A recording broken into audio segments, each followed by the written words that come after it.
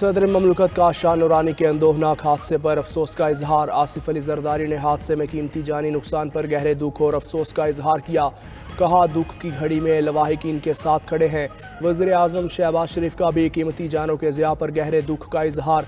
जाँ बहक होने वालों की बुलंदी दर्जात की दुआ और लवाहिकीन से इजहार ताज़ियत। वज़ीर आज़म की ज़ख्मियों को हर मुमकिन तिबी इमदाद फराहम करने की हिदायत।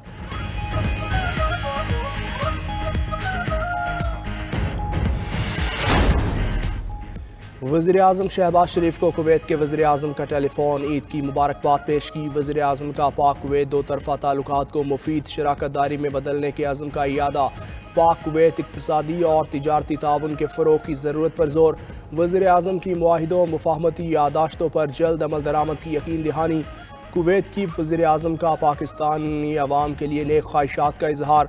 दूसरी जानिब वज़ीर आज़म का मौलाना फजलुर रहमान से भी टेलीफोनिक राबता।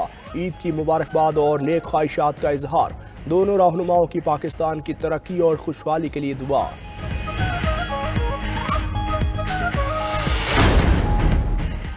वज़ीर आज़म शहबाज शरीफ का पाक फ़ौज, पुलिस और सिक्योरिटी इदारों के अहलकारों को ईद पर मुल्क में अमन व अमान यकीनी बनाने पर खिराज तहसीन पेश। पाक फ़ौज, चारों सूबों के IGs और पुलिस अफसरान के इक़दामात को सराहा।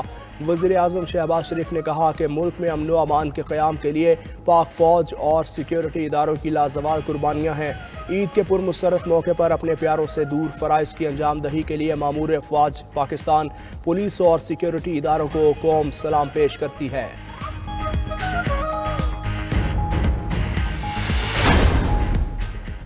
ईद के दूसरे दिन खुशियों की बहार। कराची से खैबर, मेहरान से बोलान, हर तरफ ईद के रंग ही रंग।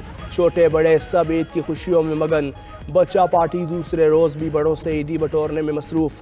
वालिदैन के साथ पार्क्स में घुड़ और ऊँट सवारी से लुत्फ़अंदोज़। आइसक्रीम और खाने पीने के स्टॉल्स पर रश। जिंदा दिलाने लाहौर ने भी पार्क्स का रुख कर लिया। इस्लामाबाद की तफरी गाहों में भी रश। शहर कायद के बासियों के CVU पर डेरे। समंदर के पानी से अटकेलियाँ और ऊँट सवारी में मसरूफ़। मीठी ईद के दूसरे रोज़ भी शहरियों ने नाश्ते की दुकानों का रुख किया। मुर्ग चने, निहारी, बोंग पाए, हलवा पूरी और नान चने का तगड़ा नाश्ता। इस्लामाबाद, लाहौर, कराची और हैदराबाद के शहरी भी नाश्ते के लिए फूड स्ट्रीट पहुंचे। गर्मा गर्म नाश्ते से खूब लुत्फ उठाया। दूसरी जानिब ईद की खुशियां दोबारा करने के लिए मिठाई की दुकानों और बेकरीज पर रश। शहरी मनपसंद मिठाइयों और केक की खरीदारी में मसरूफ़। कल के लिए भी ऑर्डर्स दे दिए।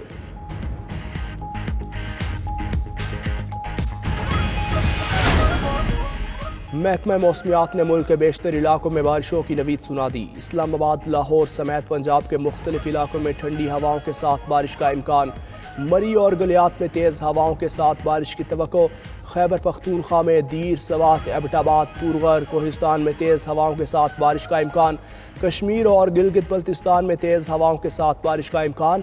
बलोचिस्तान के मुख्तलिफ अजला में भी बारिश की पेशगोई।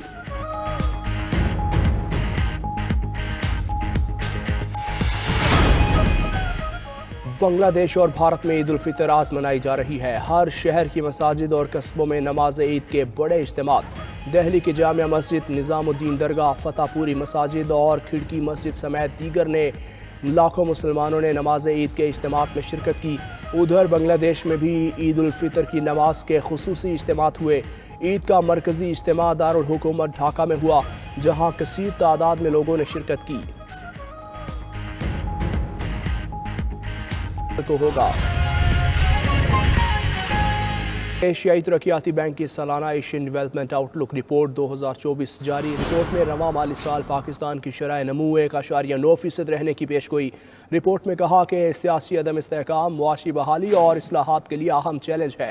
इकराम होती इस रिपोर्ट से मुताल्लिक हमें मजीद बताएंगे। इकराम, बताइए।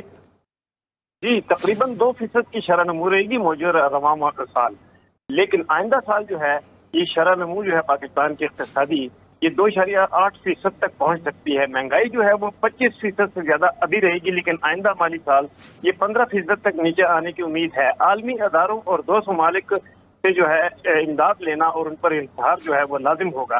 ज़राअत और सनत में बेहतरी के आसार तो नुमायां हैं, लेकिन तामीराती शोबे में लागत में इजाफा होगा, जिससे मुश्किलात पैदा होंगी। टैक्सों में इजाफे से भी सूरत हाल पाकिस्तान की खराब हो सकती है। آئندہ مالی سال غذائی اشیاء کی قیمتوں میں استحکام پیدا ہو سکتا ہے، لہٰذا یہ ایک ملی جلی جو صورتحال ہے یہ پاکستان کی معیشت میں رہے گی۔ ایشیائی ترقیاتی بینک کہتا ہے کہ پاکستان کو دوستوں اور اداروں سے مدد لینا پڑے گی۔ آپ کا شکریہ اکرام ہوتی۔